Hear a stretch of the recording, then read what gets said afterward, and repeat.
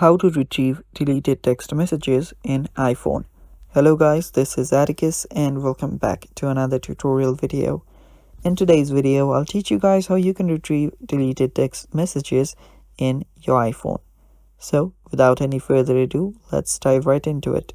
So the first thing that you'll actually need to do is open up your messages.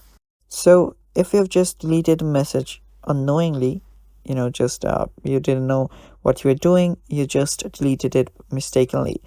If that's the case, what you'll need to do is you'll actually need to head over to the top left corner that says filters. Lucky for you, actually iPhone saves recently deleted folders. It has recently deleted folders where you can actually retrieve the deleted text messages. So head over to recently deleted, and after you do that, you can simply retrieve the messages that you've actually deleted. All you have to do is select the message, and on the bottom you will see the recover button. Tap on recover and tap on recover 6 messages, and with that you have just recovered all of your message.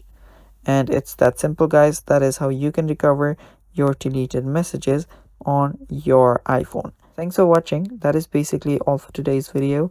Stay tuned for more, and bye bye, take care.